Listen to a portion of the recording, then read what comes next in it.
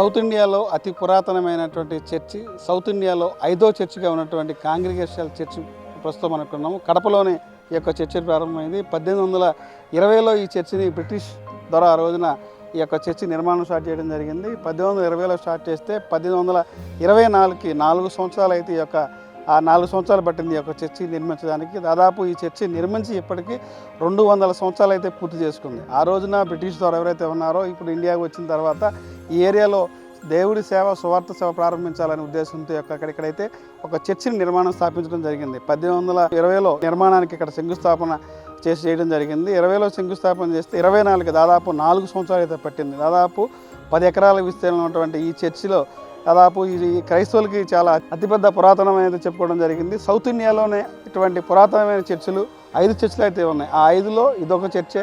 కడపలో ఉన్నటువంటి congregational church అని చెప్పుకోవచ్చు. దాదాపు ఈ చర్చికి 200 ఏళ్ల చరిత్ర అయితే కలిగి ఉంది. ఈ చర్చికి దాదాపు 200 ఏళ్ళు కలిగి ఉన్నటువంటి చర్చికి ప్రతి ఆదివారం కూడా చాలా ప్రత్యేకమైన ప్రార్థనలు అయితే జరుగుతాయి. ఆదివారం ఉదయం పిల్లలకు సండే స్కూల్ జరుగుతుంది.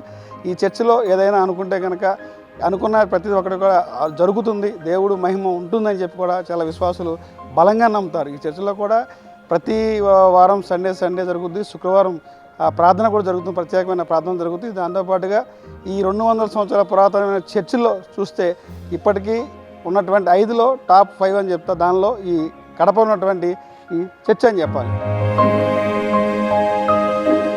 ఇప్పుడు ఆ రోజుల్లో ఏదైతే కట్టారో సున్నంతో కట్టినటువంటి ఈ యొక్క చర్చి నిర్మాణం ఇది.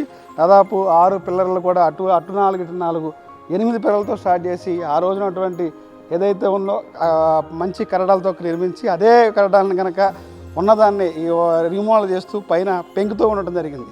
అప్పుడు కట్టినటువంటి రాతిని కరడాలతో పాటు ఈ రీసెంట్గా కొత్తగా ఏదైతే ఉందో అప్పుడున్నటువంటి పెంకు ప్రస్తుతం పరిస్థితుల దృష్ట్యా కొంచెం వాటర్ కారడంతో ఆ పెంకునంతా పూర్తిగా మార్చేసి మరలా ఇప్పుడు కొత్తగా పైన రూప్ అయితే రీమోడల్ ఐటమ్ చేస్తున్నారు. అప్పటికి ఇప్పటికీ ఆ రోజున నిర్మాణం చేసినటువంటి నిర్మాణం ఏదైతే ఉందో అదే కట్టడం పైన మళ్ళీ ఆ పెంకు అయితే మార్చారు. ఇప్పుడు కొత్తగా ఈ బయట రోజులు పెరిగే కొద్దీ జనాభా విశ్వాసులు పెరుగుతున్నారు. ఆ పెరిగే క్రమంలోనే చుట్టుపక్కల కూడా ఈ యొక్క బయట ఎక్సర్సైజ్ చేయడం జరిగింది.